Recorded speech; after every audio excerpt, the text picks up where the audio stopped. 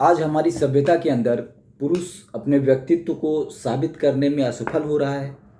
ऐसा क्यों लग रहा है? ऐसा स्त्रियां क्यों सोच रही हैं? आखिर जो नई बच्चियां हैं, जो नई जनरेशन है, वो इतना ज़्यादा क्यों अनसेफ अपने आप को महसूस कर रही हैं कि जो पुरुषों की जमात है, जो पुरुष समाज है, जिसको स्त्रियों ने ही बनाया इस देश पर।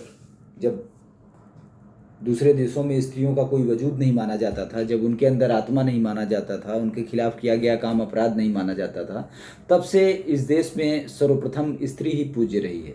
घर के अंदर भी सर्वप्रथम कुलदेवी की ही पूजा होती है। बाहर भी मर्द का भी नाम स्त्री के बाद ही स्टार्ट किया जाता है।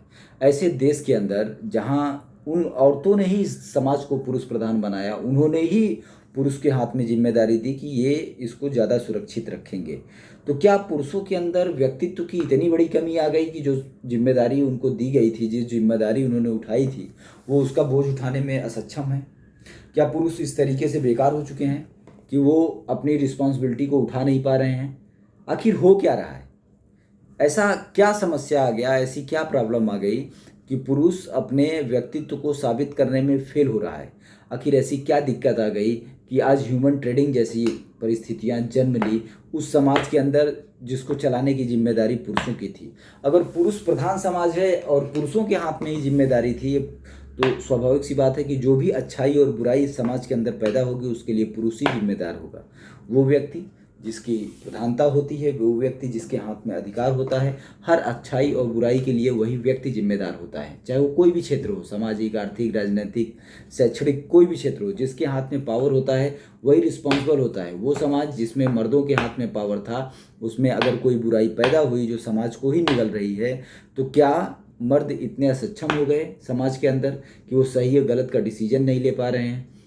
वो अपनी बुराइयों के साथ इस तरीके से चिपके हुए हैं कि वो उसको छोड़ नहीं पा रहे हैं? उनके अंदर क्या ऐसा व्यक्तित्व नहीं रहा कि वो सही और गलत को लेकर के एक सही डिसीजन लें, एक सही मार्ग पे चलें? ऐसी क्या प्रॉब्लम आ गई? ऐसी कौन सी मजबूरी है, कौन सी ऐसी दशा है, कौन सी ऐसी मनोदशा है जो उनको ऐसा करने से रोकती है? आखिर लालच क्या है? प्रॉफिट क्या है? रिश्ते प्रॉफिट के लिए होते हैं कि लॉस के लिए होते हैं? क्या होते हैं कि रिश्तों में प्रॉफिट लॉस होता है कि नहीं होता है? क्या पुरुष इस बात को स्पष्ट रूप से अपने मस्तिष्क के अंदर कैलकुलेट नहीं कर पा रहा है? आखिर कौन सा कैलकुलेशन है जो मर्दों की पकड़ से बाहर हो गया और उनकी मर्दानगी ही असंदिग्ध हो गई? मैं इस बार इसलिए बोल रहा हूँ कि आज दहेज ने जो स्थिति पैदा की है, दहेज की वजह से जो स्थिति पैदा हुई है, उसका ये नतीजा हुआ है कि औरतों के अंदर से एक कॉन्फिडेंस ख़त्म हो गया।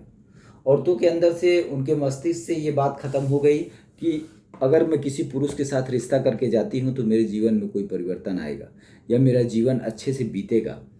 कुछ नहीं, उन लोगों के दिमाग में भी ये बात आ गया है कि ये सब सिर्फ खरीद फरोख्त का हिसाब किताब है। जो इंटरकास्ट मैरिज हो रहे हैं, खासतौर से महानगरों में जो इंटरकास्ट मैरिज हो रहे हैं, अगर आप सर्वेक्षण करेंगे, कोई टीम बना के, अगर आप न विश्वास होता हो मेरी बात पे, तो जो मैंने अनुभव किया है, अगर आप सर्वेक्षण करेंगे तो 90% उसमें से जो इंटरकास्ट मैरिज हो रहे हैं वो कोई लव वव नहीं है। उन लोगों के दिमाग में ये बात आ गया है कि हमारे गार्जियन हमारे लिए सही डिसीजन लेने में असक्षम है, हमारे गार्जियन हमारे लिए सही डिसीजन नहीं ले पाएंगे, इसलिए वो बच्चे खुद ही अपने आप में डिसीजन ले रहे हैं। 50% से ज़्यादा इंटरकास्ट मैरिज सिर्फ दहेज की वजह से हो रहे हैं। मतलब ये कि अगर कोई लड़की है जो इस तरीके से पढ़ी लिखी है कि वो अपने आप को स्थापित कर सकती है, पर दूसरी तरफ अगर उसके रिश्ते के लिए उसका बाप जाता है तो उसको उस काबिल बनाने में उसने इतना धन खर्च किया है कि उसके लिए दहेज देने के लिए पैसा नहीं है। और अगर दहेज दे करके वो किसी घर में उस लड़की का रिश्ता करता भी है तो वो लड़का इस लायक उसको नहीं मिलेगा उतने में, क्योंकि पूरा मंडी सिस्टम है। तो मंडी में जो जमाई खरीदेगा वो इस लायक नहीं रहेगा कि उस लड़की को ऐसा अच्छा लगे कि ये बंदा मेरे साथ चले, मेरा जीवन साथी बन के चले। तो इस कारण से वो सीधे सीधे समाज को नकार दे रहे हैं कि वो समाज जो हमको नकार रहा है, वो समाज जो हमको संरक्षित नहीं कर पा रहा है, हम उसको छोड़ते हैं। तो क्या मर्द इतना नामर्द हो गया कि वो औरतें जिन्होंने उनको विजय का वरदान दिया, जिन्होंने उनको पाला पोसा बड़ा किया, जिन्होंने उनके जीवन में रिश्ता दिया, उसको संरक्षित नहीं कर सकता? आखिर वो कौन सी मजबूरी है? मर्दों के सामने इतना बड़ा कौन सा लालच आ गया है कि वो अपने व्यक्तित्व के बारे में नहीं सोच रहा है, वो अपने सही गलत के बारे में नहीं सोच रहा है, आने वाली पीढ़ी के बारे में नहीं सोच रहा है, इससे उत्पन्न हो रहे संकट को देख नहीं पा रहा है। ऐसा कौन सा लालच है कि सामने खड़ा होता संकट नज़र नहीं आ रहा है? ऐसा कौन सा लालच है कि एक ऐसी चीज़ को संरक्षित कर रही है जो आपको हर तरीके से खोखला कर रही है, हर तरीके से। ये बड़े छोटे का लिहाज ख़त्म कर रहा है, रिश्तों में से रिश्तों की भावना ख़त्म कर रहा है, सम्मान जैसा कोई चीज़ तो इसकी वजह से बचा ही नहीं है। तो आज ये वक्त आ गया कि पुरुष इस बात को सोचे, समझे और ये साबित करे कि वो पुरुष है। जिन स्त्रियों ने इस बात को महसूस किया कि अगर ये समाज पुरुष प्रधान रहेगा तो ये हर मामले में हमसे कहीं ज़्यादा बेटर डिसीजन लेंगे।